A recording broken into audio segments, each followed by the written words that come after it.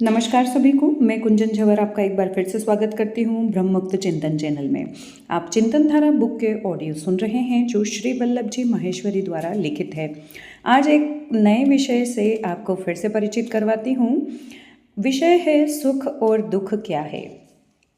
एक निवेदन है आप सभी से कि जो भी ऑडियो आप सुनते हैं उसे एक लाइक कीजिए, उसे शेयर कीजिए और सबसे बड़ी बात कमेंट जरूर किया करें। आपको विषय सुनने के बाद जो भी अनुभव हुआ है, आप जो भी उस विषय के बारे में सोचते हैं, आप लेखक के विचारों से कितना सहमत हैं, वो कमेंट में मुझे ज़रूर बताया करें। तो चलिए हम विषय की शुरुआत करते हैं। सुख और दुख क्या है। संसार का कोई भी व्यक्ति अपने जीवन में प्रत्येक कार्य केवल सुख प्राप्ति के उद्देश्य से ही करता है। व्यक्ति किसी भी विचारधारा को मानता हो, कोई भी भाषा बोलता हो, नास्तिक हो या आस्तिक हो, परंतु सभी का एकमात्र लक्ष्य जीवन में सुख प्राप्त करना ही है। व्यक्ति अधिक से अधिक धन अर्जित करना चाहता है, बड़े से बड़ा पद प्राप्त करना चाहता है, प्रसिद्धि प्राप्त करना चाहता है, सुंदर वस्त्र धारण करना चाहता है, विवाह करना चाहता है, संतान उत्पन्न करना चाहता है, भवन बनवाना चाहता है, वाहन प्राप्त करना चाहता हो, आदि जो भी कार्य करना चाहता है उसके पीछे मनुष्य का एकमात्र ध्येय सुख प्राप्त करना ही है। यहाँ तक कि व्यक्ति ईश्वर के अस्तित्व को स्वीकार अथवा अस्वीकार भी केवल सुख प्राप्ति की कामना से ही करता है। यदि मनुष्य अपने सभी कार्य सुख प्राप्त करने के लिए ही करता है तो मनुष्य यह तो अवश्य ही जानता होगा कि सुख किसे कहते हैं। दुर्भाग्य से ऐसा नहीं है। जिस वस्तु को प्राप्त करने के लिए पूरा जीवन समर्पित कर देता है उसे प्राप्त नहीं कर पाता है, क्योंकि सुख क्या है इसके बारे में मनुष्य भ्रमित स्थिति में है। व्यक्ति यह मान लेता है कि शरीर को आराम देने वाली सुविधाएं ही सुख है, परंतु सुख या दुख की अनुभूति शरीर नहीं बल्कि मन करता है। वास्तव में शारीरिक सुविधाएं जुटाने की प्रेरणा भी मन ही देता है। किसी भी वस्तु की इच्छा सर्वप्रथम मन में उत्पन्न होती है, फिर मनुष्य परिश्रम करके वह वस्तु प्राप्त करता है। वस्तु प्राप्त होने से मन कुछ समय के लिए सुख की अनुभूति करता है, फिर मन अन्य कोई वस्तु की कामना करने लगता है तथा यही क्रम चलता रहता है। इच्छित वस्तु प्राप्त न हो तो मन दुख का अनुभव करता है। इस प्रकार इच्छित वस्तु प्राप्त होने पर कुछ समय का सुख, फिर नई वस्तु की कामना, और इच्छित वस्तु प्राप्त न होने पर कुछ समय का दुख और फिर उसे प्राप्त करने का प्रयत्न। यही सुख तथा दुख का क्रम जीवन भर चलता रहता है और मनुष्य समझ ही नहीं पाता है कि वह सुखी क्यों नहीं हो पा रहा है। वास्तव में मन एक ऐसी शक्ति है जहाँ निरंतर कामनाओं का उत्पन्न होना जारी रहता है और कितनी भी कामनाओं की पूर्ति हो जाए मन कभी संतुष्ट नहीं हो पाता। आध्यात्म के अनुसार वही व्यक्ति सुखी हो सकता है जो अपने मन पर नियंत्रण रखने में सफल होता है, क्योंकि मन पर नियंत्रण होने पर ही कामनाओं पर नियंत्रण होगा और कम कामनाएं उत्पन्न होने से उनकी पूर्ति संभव है।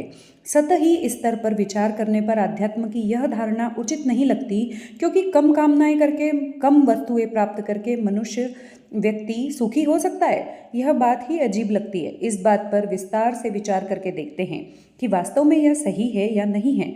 मनुष्य का व्यक्तित्व प्रमुख रूप से शरीर, मन, बुद्धि तथा विवेक, इन चारों तत्वों का सम्मिलित स्वरूप है तथा पांचवा तत्व आत्मा है जो इन चारों तत्वों को गति अथवा चेतना प्रदान करती है।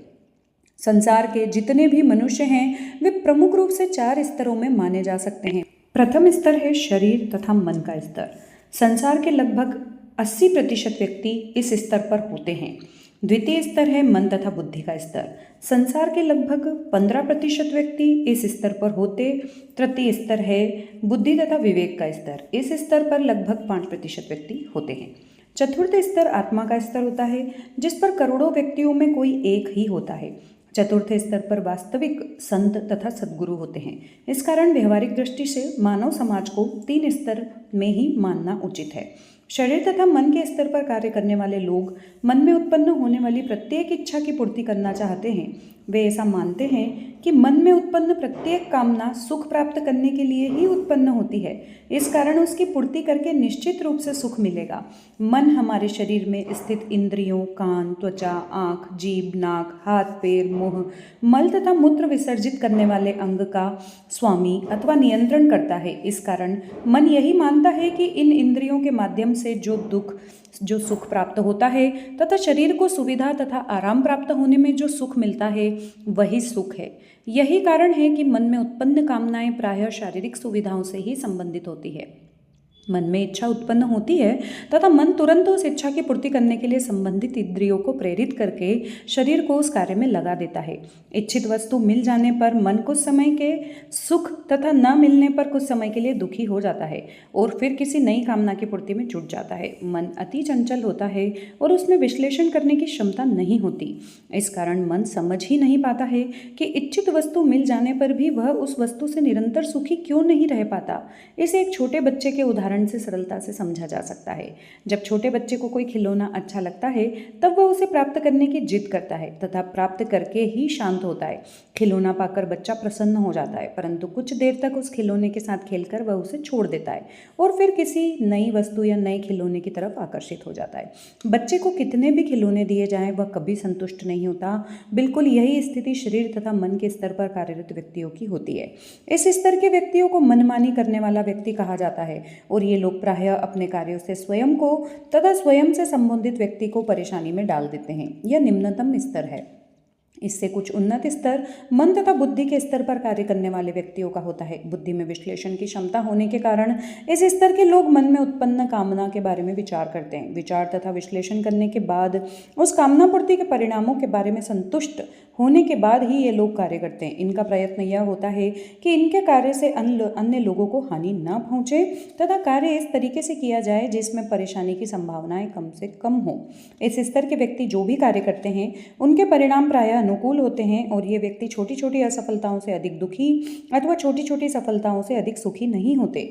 दूसरे शब्दों में कहा जा सकता है कि इस स्तर के व्यक्ति मन पर कुछ नियंत्रण रख पाने में सक्षम होते हैं। मन में उत्पन्न प्रत्येक कामना की पूर्ति को ये व्यक्ति आवश्यक नहीं मानते और हानिकारक परिणाम की संभावना वाली कामनाएं छोड़ भी देते हैं।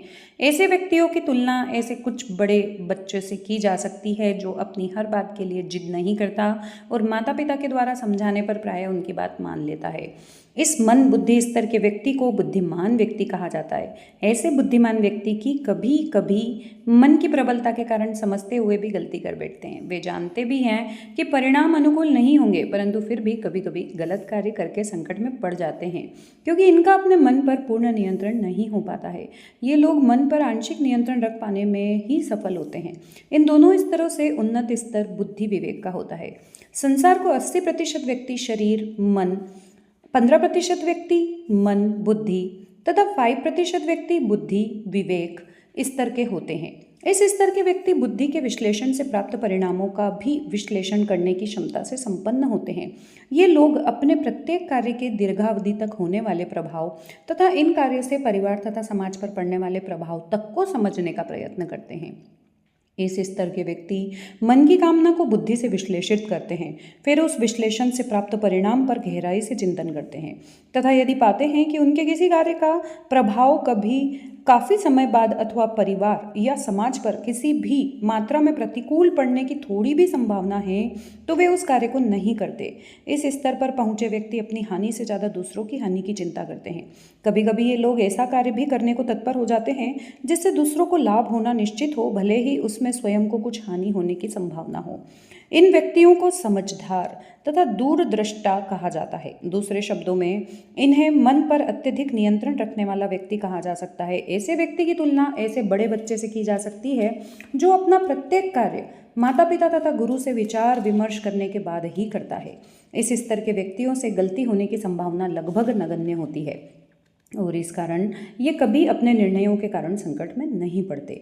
इन व्यक्तियों में अन्य व्यक्तियों को उचित तथा निष्पक्ष परामर्श देने की भी क्षमता होती है। मन पर अत्यधिक नियंत्रण हो जाने के कारण इस स्तर के व्यक्तियों की कामनाएं काफ़ी सीमित होती हैं तथा कामना पूर्ति न होने पर भी ये लोग दुखी नहीं होते। इस स्तर पर पहुँच पाना अत्यंत कठिन कार्य है। जो लोग इस स्तर पर पहुँच जाते हैं उनमें परोपकार की भावना प्रमुख हो जाती है तथा अपना हित करने की भावना न्यूनतम होती है। ये व्यक्ति कभी भी ऐसा कोई कार्य नहीं करते जिससे किसी अन्य व्यक्ति का नुकसान हो।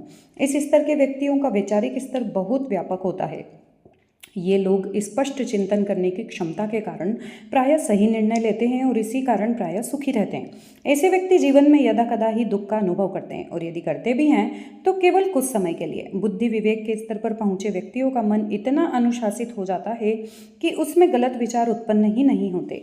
इस प्रकार यह स्पष्ट हो जाता है कि जिन व्यक्तियों का मन स्वतंत्र होता है वे व्यक्ति सुख प्राप्त के लिए निरंतर नए नए पदार्थ तथा नई नई सुविधाएं प्राप्त करने में लगे रहते हैं और प्रायः दुखी होते रहते हैं। इसके विपरीत जिन व्यक्तियों का अपने मन पर अत्यधिक नियंत्रण हो जाता है वे व्यक्ति सीमित कामनाएं ही करते हैं तथा परोपकार करते हुए प्रायः सुखी रहते हैं। इससे यही सिद्ध होता है कि अध्यात्म की मन पर नियंत्रण से सुखी होने की बात सही है।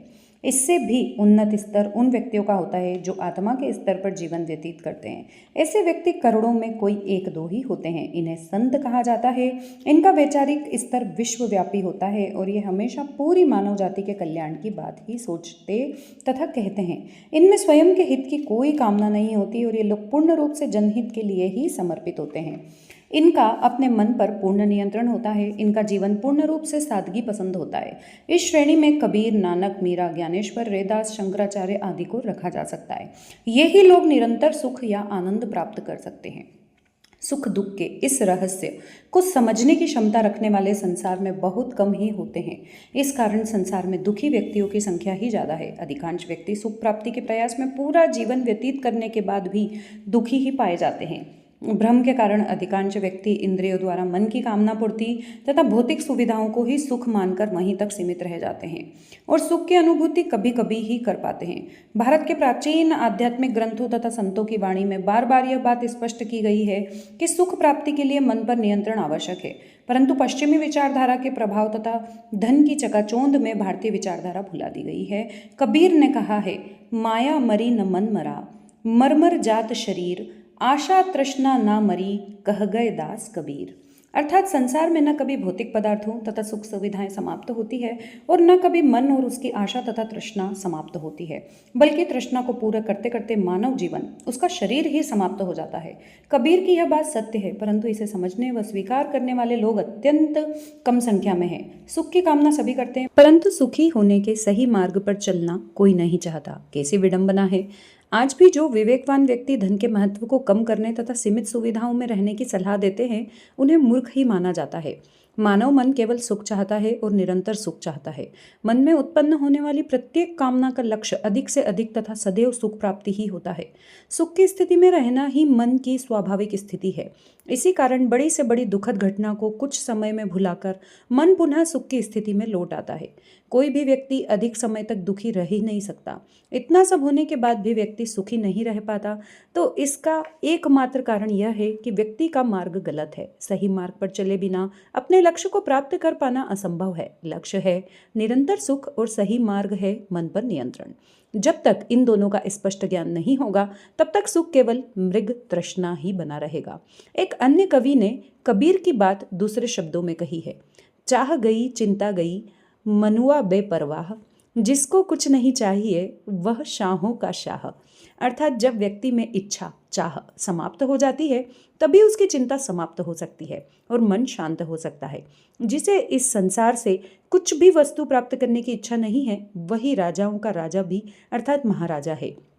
भौतिक तथा आध्यात्मिक विचारधारा में मौलिक अंतर यह है कि एक विचारधारा अधिक से अधिक भौतिक संसाधनों को एकत्रित करने पर सुखी होना मानती है और दूसरी विचारधारा कम से कम संसाधनों को सुख का आधार मानती है।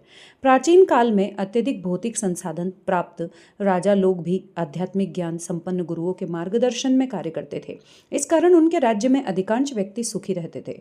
सतयुग उसी काल को कहते हैं जब प्रत्येक व्यक्ति अपना प्रत्येक कार्य विवेकशील व्यक्तियों के मार्गदर्शन में करके सुखी रहते हैं। समय के साथ साथ अच्छी से अच्छी व्यवस्था दूषित हो जाती है। इसी का परिणाम है कि त्रेता युग, द्वापर युग और इसका पतन होते होते आज कलयुग में स्थिति यहाँ तक पहुँच गई है कि विवेकशील व्यक्तियों का मार्गदर्शन तो दूर की बात है, उन्हें तो अब अपमानित किया जाने लगा है। आज भी यदि हम सुखी जीवन व्यतीत करना चाहें तो हमें विवेकवान व्यक्तियों का मार्गदर्शन प्राप्त करके सद्ग्रंथों तथा संतों द्वारा बताए गए मन को पूर्ण नियंत्रित करने के मार्ग का अनुसरण ही करना होगा। दुखों से मुक्त रहकर निरंतर सुख प्राप्ति का अन्य कोई मार्ग नहीं है। दुख और सुख का यही रहस्य है। यहाँ पर विषय समाप्त होता है। मैं अपनी वाणी को विराम देती हूँ और आप सभी से ये उम्मीद करती हूँ और निवेदन करती हूँ कि ऑडियो को सुनने के बाद आपके मन में इस विषय को लेकर के जो भी विचार हो रहे हों, आ रहे हों, वो आप मुझे कमेंट के ज़रिए ज़रूर बताएं। चैनल को लाइक करें, शेयर करें और ज़्यादा से ज़्यादा लोगों तक इसे शेयर करें एंड सब्सक्राइब करें। अगले ऑडियो में आप सभी से फिर से मुलाकात होगी। तब तक के लिए नमस्कार।